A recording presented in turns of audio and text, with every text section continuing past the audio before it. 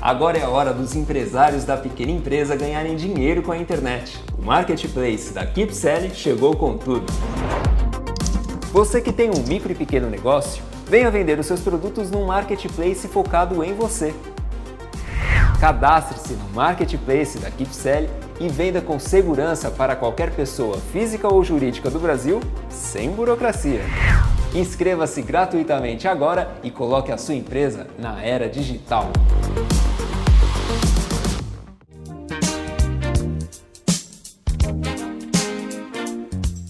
Vivemos novos tempos, novos desafios, a pandemia mundial. Trouxemos para falar do assunto 3 grandes especialistas em 3 temas que estão absolutamente interconectados, que é reestruturação de empresas, que é dinheiro, que é o aspecto jurídico, a reestruturação dos grandes desafios. Os nossos convidados de hoje são Salvatore Milanesi, que é da empresa Pantânica, Alexandre Faro, que é da Freire Assis Sakamoto Violante Advogados, e Marcos Travassos, da Money Money Invest. É um prazer tê-los conosco. Prazer nosso. Bem, Salvatore, você escreveu vários livros e vamos começar com você falando um pouquinho de reestruturação de empresas e os desafios no momento atual. Cumprimento o Curi, cumprimento os demais participantes ou telespectadores. Curi, você falou uma coisa importantíssima. Estamos passando por uma situação inédita a partir da experiência que todos nós estamos fazendo aqui, gravando através de ferramentas inéditas, em vez de estar no estudos de vocês. Essa situação não era esperada e não é comparável a nenhuma das crises que passamos, por exemplo, em 2008, ou até outro dia fazia uma comparação, nem com a crise de 1939. E por que isso, Curi? Porque isso envolve a saúde das pessoas e envolve a economia. Envolve a saúde porque, obviamente, os números são claros, está matando muitas pessoas, está hospitalizando várias outras pessoas.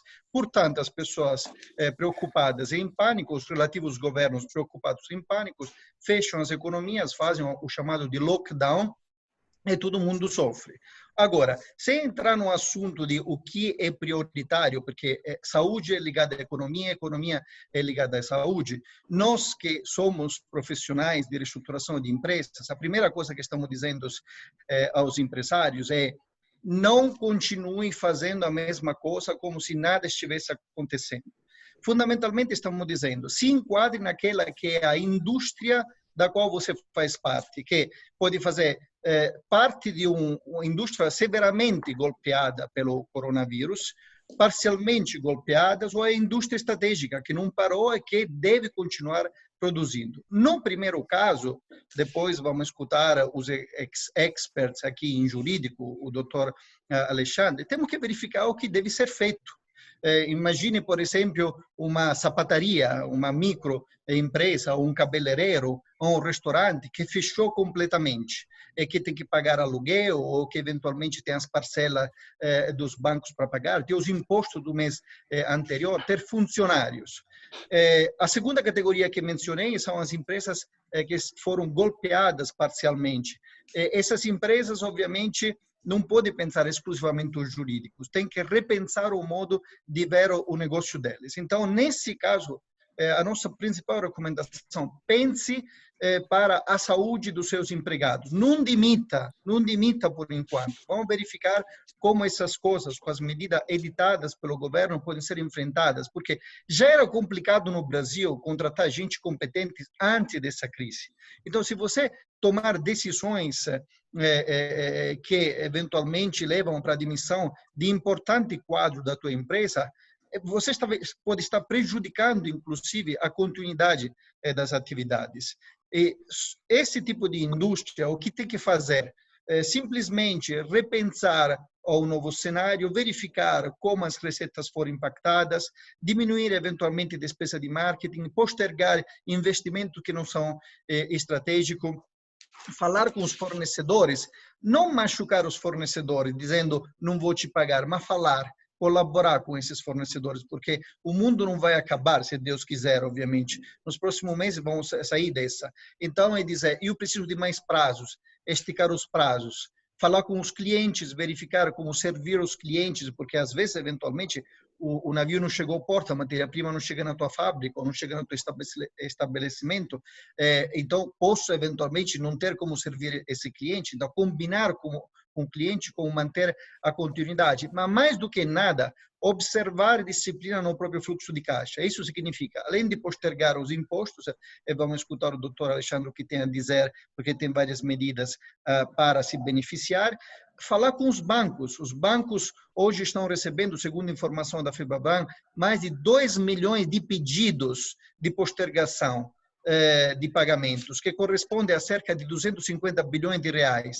E se lembre, que o governo federal, através do Banco Central do Brasil, permitiu os bancos para estabilizar o sistema, para aumentar a liquidação dessas instituições financeiras, de reduzir aquelas penalidades que eles têm de travamento da liquidez deles. Portanto, ele deve permitir que tudo isso, esse benefício que eles estão recebendo, se propague na ponta. Os bancos devem poder propagar esses benefícios às micro, pequena e médias empresas. Rapidamente, uma última consideração. Se reinventem para eventualmente tentar reduzir o impacto nas receitas. Pense em restaurantes, se podem fazer delivery, cabeleireiro, pense em antecipar a receita. Outro dia, minha filha, por exemplo, para fazer um exemplo, chegou uma belíssima ideia da própria cabeleireira, dizendo, cada corte te custa 70, eu vou fazer 35 cada corte, me antecipe 5 cortes. Então, pense em ideias, não é fácil, mas pense em ideias para se reinventar e estabilizar, pelo menos para os próximos 15 ou 30 dias, não sabemos quanto vai durar, as próprias receitas e, principalmente, reduzir os custos e renegociar os bancos. O governo federal, através de várias medidas muito bem intencionadas, como governos estaduais também muito bem intencionadas, governos municipais, na verdade está dizendo que vai salvar 1.400.000 micro, pequenas e médias empresas. O problema é que no Brasil existem hoje 6.800.000 micro, pequenas e médias empresas, o que significa que um pedaço vai ficar de fora, ou então outras medidas do governo ainda terão que vir, o que necessariamente vai trazer um quadro muito ruim. Empresas vão fechar, empresas vão quebrar, outras vão conseguir passar e algumas indecisas. E assistimos na grande imprensa multinacionais dizendo que vão rever planos, que não terão recursos, e se o sistema financeiro não injetar recursos, vai ficar extremamente difícil. Doutor Faro, eu acho que o senhor é o homem que pode esclarecer uma série de dúvidas. Curi, muito obrigado. Eu saúdo a todos os participantes aí. Muito obrigado pelas palavras generosas. Bom, acho que tem muita coisa para a gente falar quando a gente fala em pandemia, quando a gente fala em crise e quando a gente fala dos dois juntos, que é uma crise decorrente aí da pandemia. Eu separei 3 grandes temas aqui para a gente bater um papo. Se a gente fosse aprofundar, tem muita coisa acontecendo e tal, então o objetivo aqui também não é falar mais para o empresário do que para o advogado. O primeiro tema que eu separei para a gente falar diz respeito aos contratos de obrigações privadas. Por que eu estou olhando primeiro para as obrigações das empresas? Acho que você colocou muito bem, Curi, que o governo ele vem adotando medidas, a gente vê projetos de lei, a gente vê notícias de linha de crédito, mas está tudo sujeito ao repasse de bancos privados, nada disso está muito claro. Então, do ponto de vista jurídico, e olhando um pouco para a experiência que a gente tem na reestruturação de empresas e tudo mais, o empresário ele não pode depender exclusivamente do governo. Se ele for depender do governo para reagir, a história tende a terminar mal. Então, o primeiro ponto que eu acho que o empresário tem que olhar é quais são as obrigações correntes deles. Então, tem os contratos com os financiadores, com os bancos, os contratos de locação, os contratos com fornecedores. E sinceramente, a lei a lei que a gente tem hoje, independentemente de projetos de lei em andamento, tal, ela já resguarda o reequilíbrio e o rompimento de algumas dessas obrigações em função de uma pandemia. A pandemia mundial, o equilíbrio mundial, é algo que é considerado no que a gente chama no direito de teoria da imprevisão. É o exemplo óbvio, é o exemplo quase do livro, de quando estamos na faculdade estudando, o que faz aí durante as aulas, ali enquanto a gente está estudando. Então, dito isso, quando a gente fala em pandemia, o Código Civil estabelece de maneira muito clara a possibilidade de resolução dos contratos e a possibilidade de reequilíbrio dos contratos. Ou seja, se o empresário virar para fornecedores, financiadores, para os locadores e disser: não tenho condições de cumprir as minhas obrigações porque sou diretamente afetado pela pandemia e vou precisar reequilibrar minha relação comercial com você. A pergunta é: juridicamente o direito resguarda a posição desse empresário? A resposta é sim. Na minha visão, e a interpretação é de Código Civil e tudo mais, eu entendo que sim, tem excelentes elementos para que o empresário adote essa posição de maneira muito firme perante as suas contrapartes.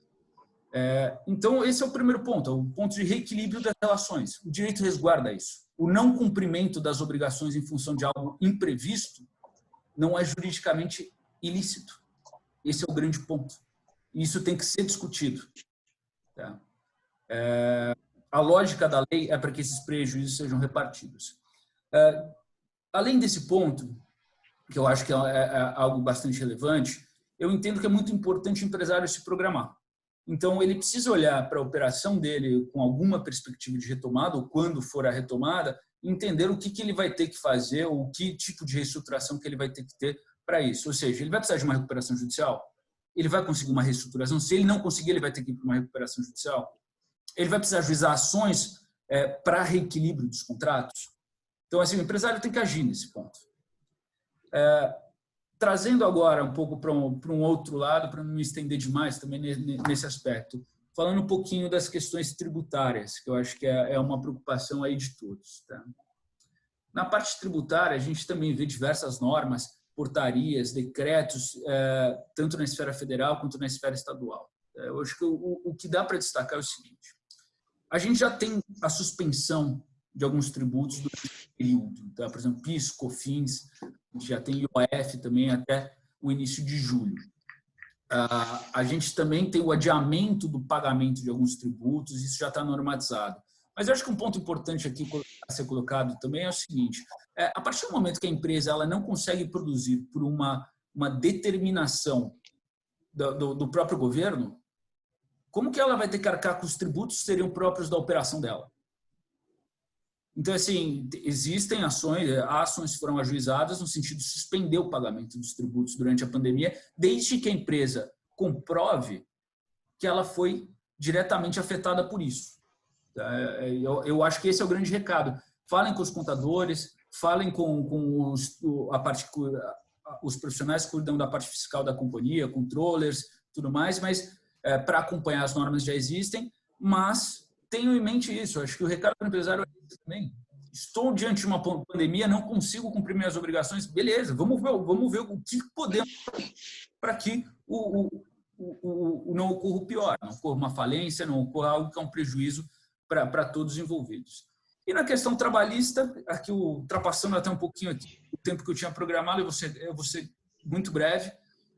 Havia, na verdade, uma MP, uma medida provisória que era mais esperada por todos, que era a 936 de 2020, que estabelecia a possibilidade da redução dos salários da jornada de trabalho e a suspensão dos contratos de trabalho por 60 dias, o que era importantíssimo para todos, até porque, por exemplo, um restaurante ele está funcionando só delivery, obviamente ele não vai contar com todos os empregados e tudo mais. E o problema foi que há uma liminar hoje em vigor, sujeitando esses acordos e as suspensões à aquiescência e à concordância dos sindicatos. E é uma liminar, isso ainda está em discussão. Tá? Então, na parte trabalhista, a gente ainda não vê um grande movimento legislativo, mas é algo que tem que ser acompanhado. Tá? Mas lembrando aqui que existem outras formas de reestruturar créditos trabalhistas, como programas de parcelamento, como a própria recuperação judicial, enfim.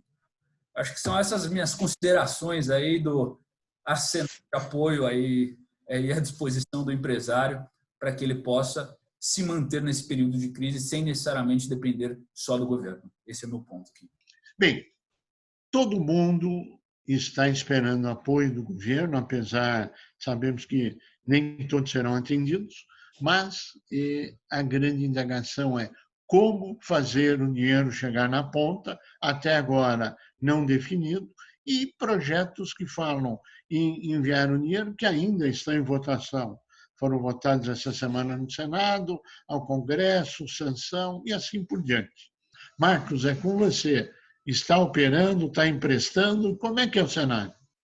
Vamos lá, Curi. Bom, primeiro, prazer falar com vocês todos.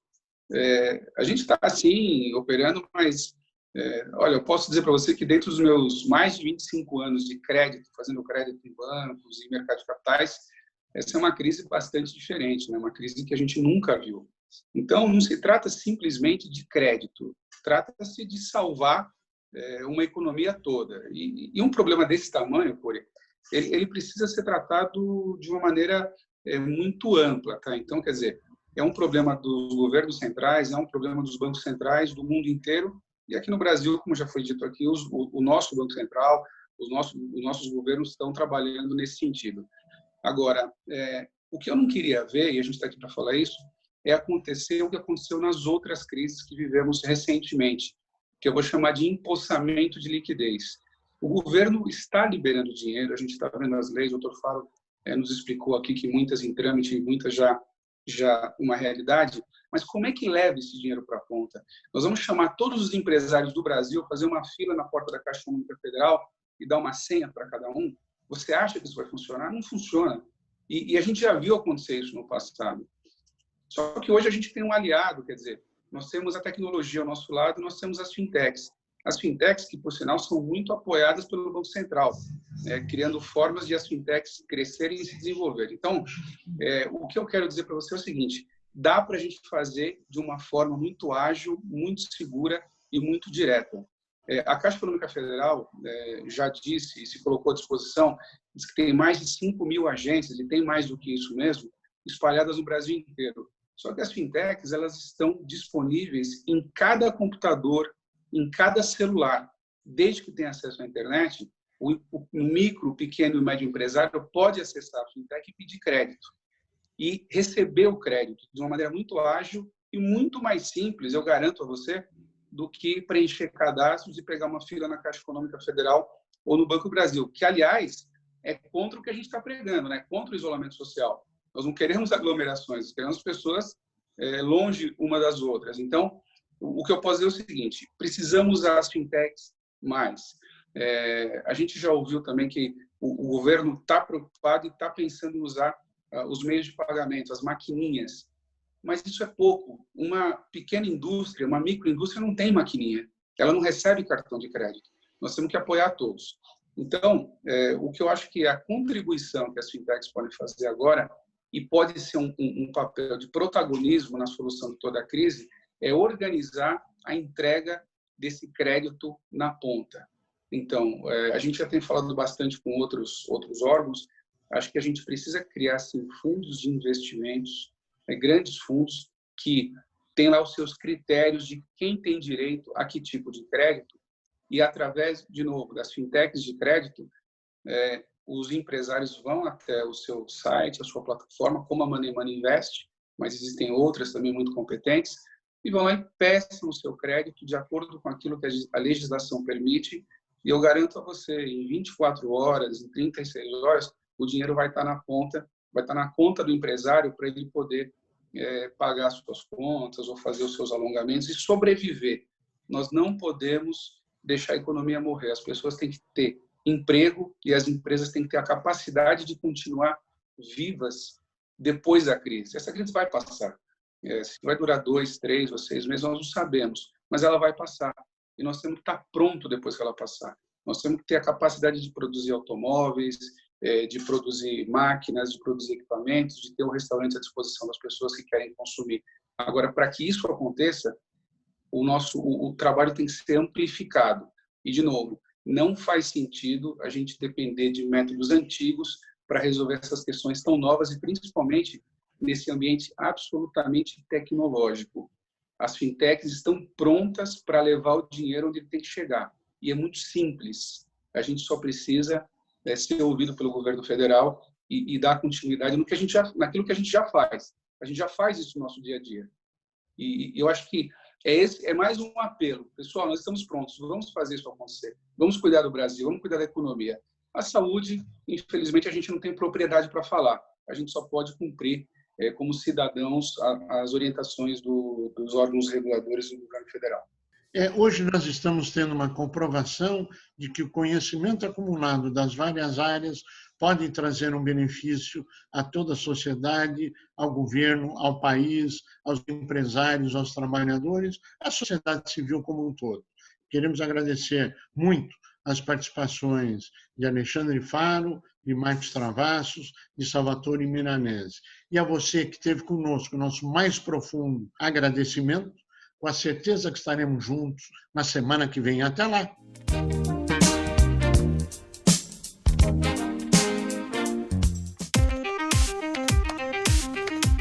Agora é a hora dos empresários da pequena empresa ganharem dinheiro com a internet. O Marketplace da KeepSell chegou com tudo. Você que tem um micro e pequeno negócio, venha vender os seus produtos num Marketplace focado em você. Cadastre-se no Marketplace da KeepSell e venda com segurança para qualquer pessoa física ou jurídica do Brasil, sem burocracia. Inscreva-se gratuitamente agora e coloque a sua empresa na era digital.